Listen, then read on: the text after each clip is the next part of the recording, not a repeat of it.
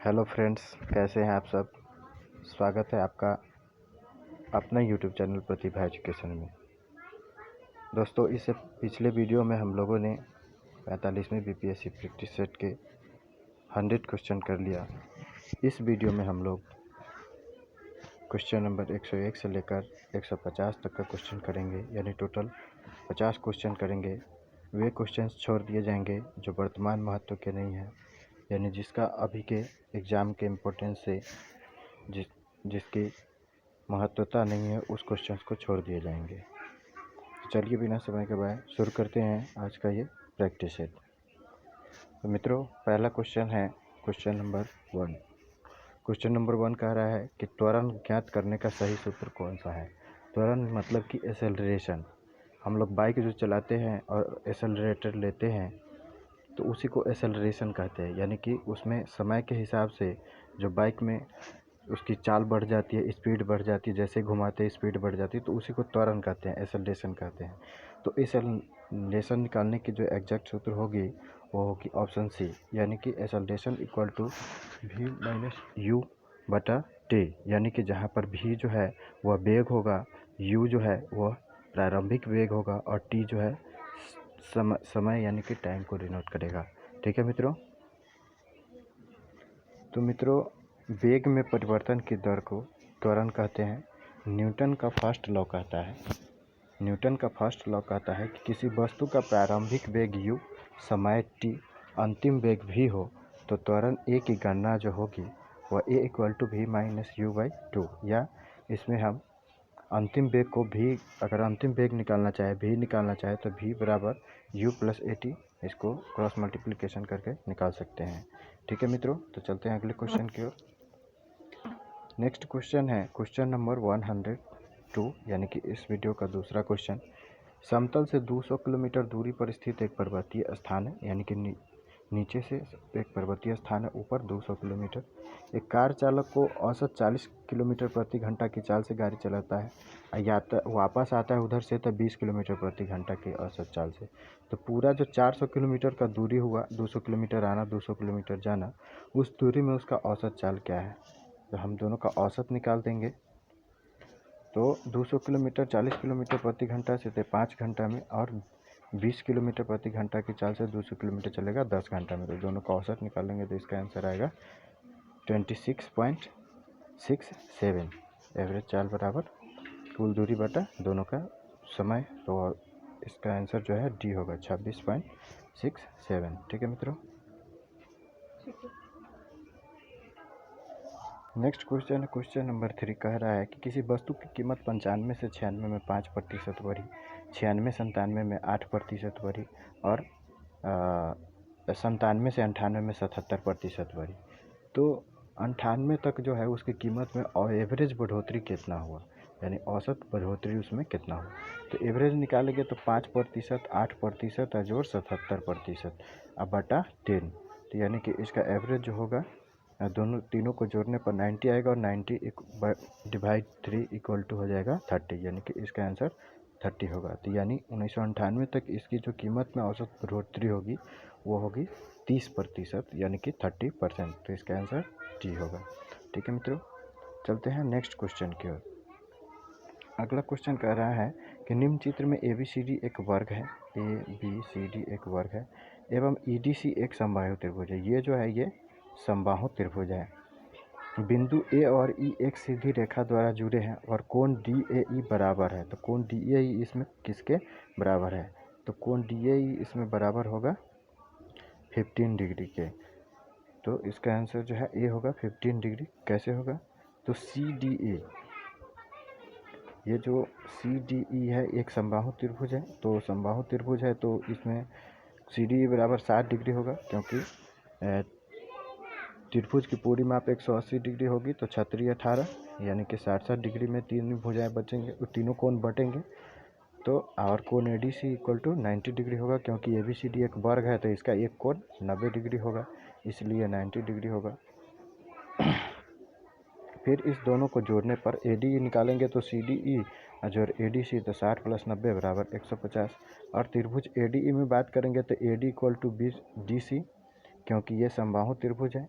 तो इसकी सभी भुजाएं बराबर होगी, इसलिए कोण डी ई बराबर कोण डी ई ए बराबर 1/2 180 माइनस 150 बराबर के 15 डिग्री। तो इसका आंसर 15 डिग्री होगा। ठीक है मित्रों। अगला क्वेश्चन नंबर भारतीय वायुसेना के प्रमुख है। तो ये उस समय प्रमुख, ऐसा क्वेश्चन हो सकता है कि प्रमुख रह चुके हैं। तो भारतीय वायुसेना के प्रमुख रख चुके हैं एस कृष्ण स्वामी।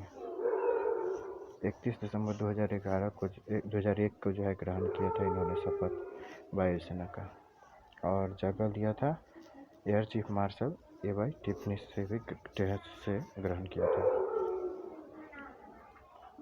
नेक्स्ट क्वेश्चन 13 कह रहा है कि नई दिल्ली और पटना के बीच 2 फरवरी 2002 के चलने वाली रेलगाड़ी तो संपूर्ण क्रांति, जैसे मुगल सराय और कानपुर में ही रुकती है, इसका टिकट सिर्फ पटना से दिल्ली और दिल्ली से पटना तक मिलता है।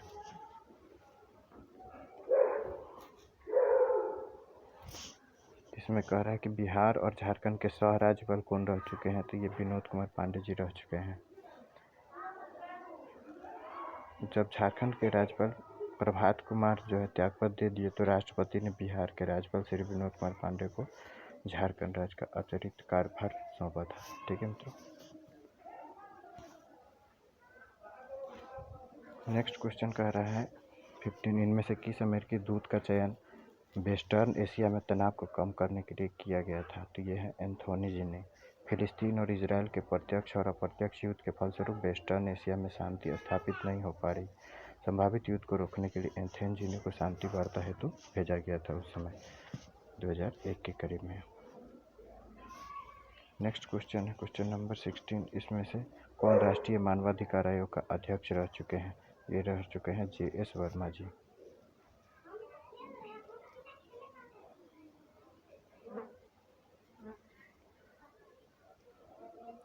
अगला कह रहा है कि मार्च 2002 में हैदराबाद में संपन्न 17वीं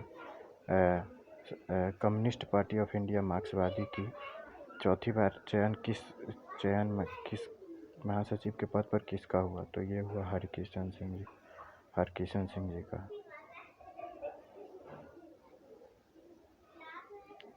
अगला क्वेश्चन कह रहा है कि निम्न में से किस मुख्यमंत्री ने 63 उत्कृष्ट मंदिरों में अन्नदानम योजना अपनी। ये उस समय तमिलनाडु में किया गया था तत्कालीन मुख्यमंत्री जयललिता द्वारा। नेक्स्ट क्वेश्चन है विश्व उपभोक्ता दिवस मनाया जाता है। तो ये मनाया जाता है 16 मार्च को।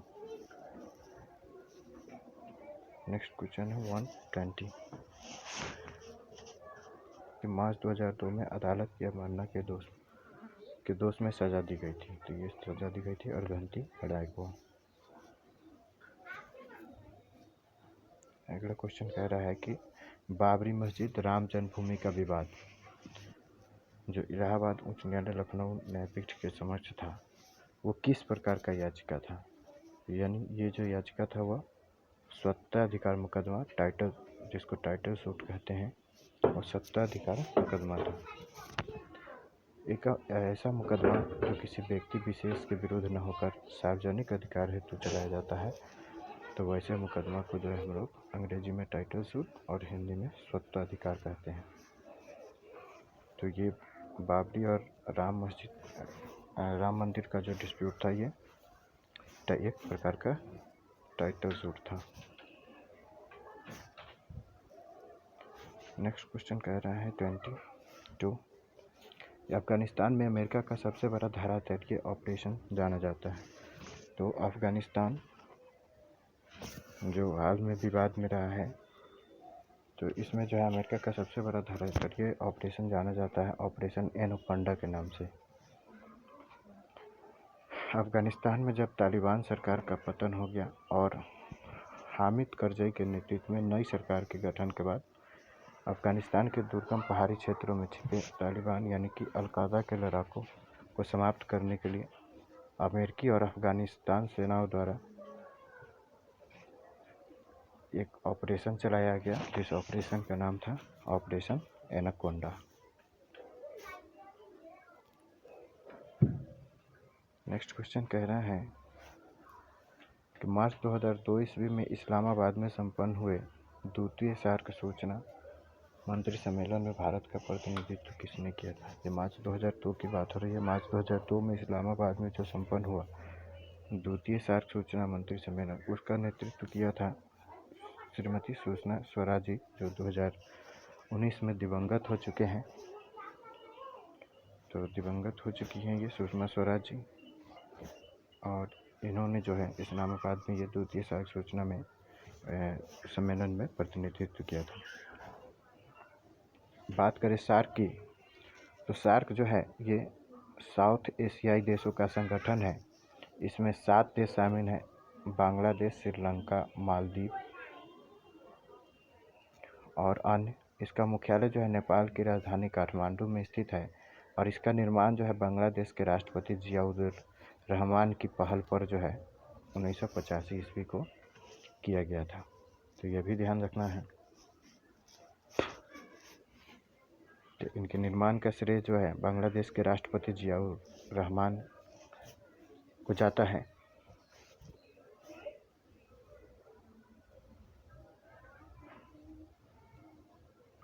कह रहा है 2001 के समय की बात है कि बिहार पर बकाया ऋण है, तो उस समय बकाया ऋण था 67,653 करोड़ रुपये। बिहार पर केंद्र सरकार का ऋण 67,553 करोड़ रुपये है। भारतीय संघात्मक व्यवस्था में भारत का कोई भी राज्य विदेशों से ऋण नहीं ले सकता, वो केंद्र सरकार के थ्रू ही आता है। तो 2001 के करीब बिहार का बकाया ऋण जो था केंद्र सरकार का बिहार पर, वो 67,653 रुपये था। इसका आंसर बी होगा। नेक्स्ट क्वेश्चन है क्वेश्चन नंबर 125। क्वेश्चन कह रहा है कि फरवरी 2002 ईस्वी में अलीगढ़ मुस्लिम विश्वविद्यालय ने किस अभिनेता को सम्मानित किया?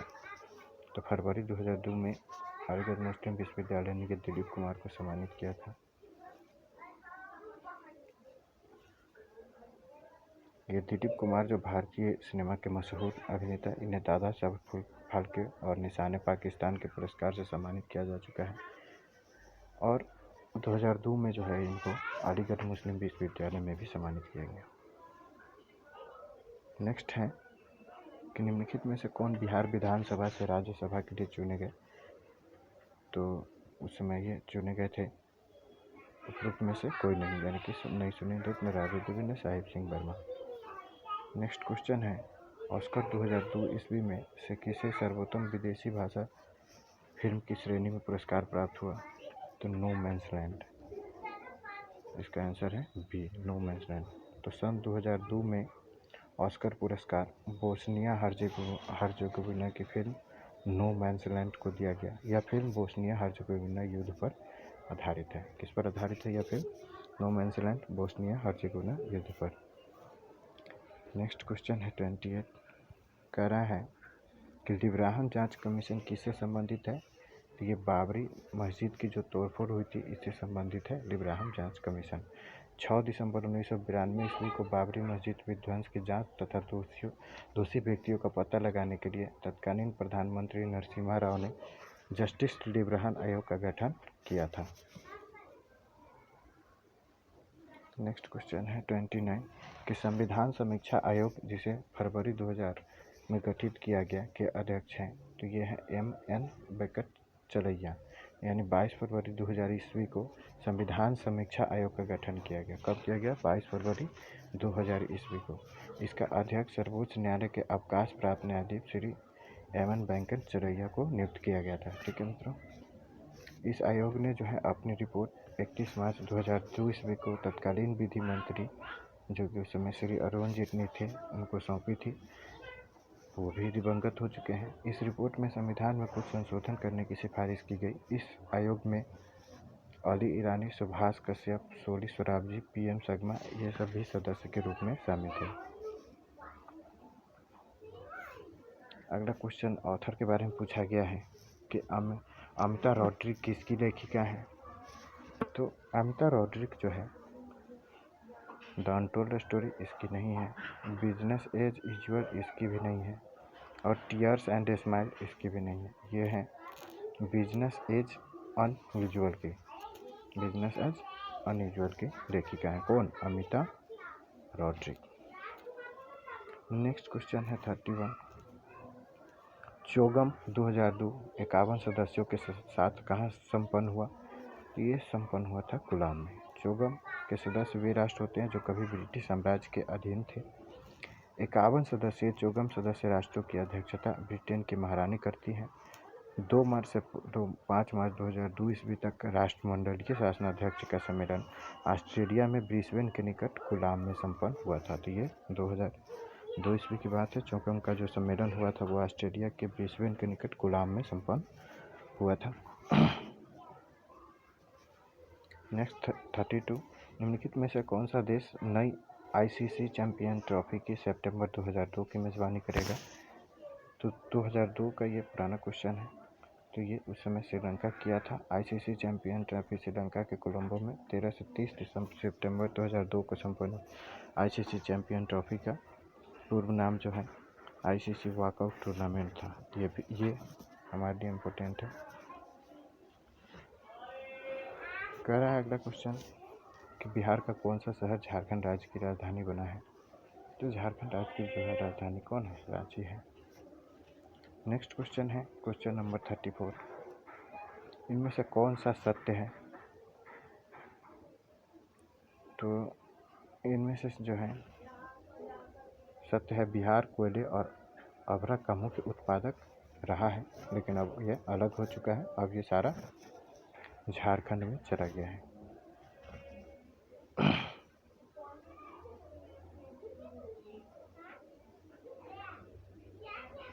नेक्स्ट क्वेश्चन है बिहार की मुख्य खाद्यान्न फसलें हैं। तो बिहार की मुख्य खाद्यान्न फसलें हैं चावल, गेहूँ और मक्का।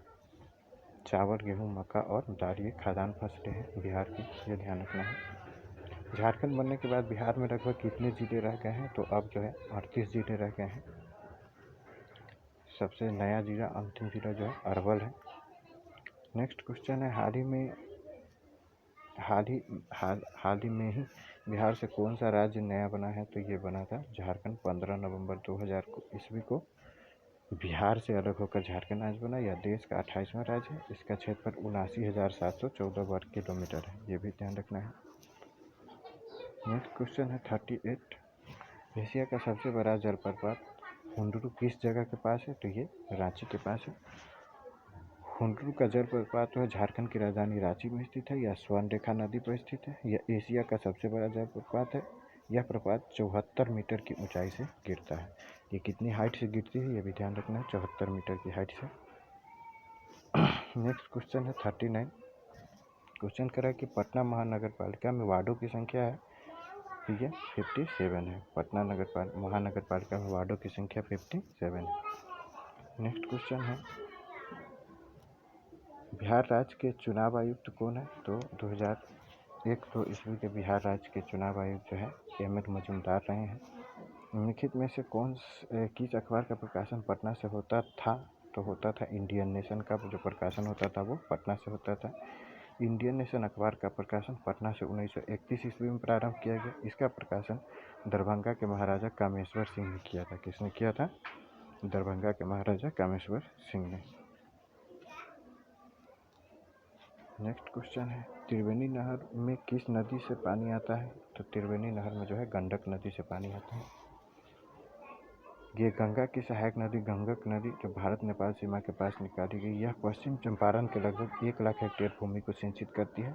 इसका निर्माण जो है 1904 में किया गया था। कब किया गया था? 1904 में।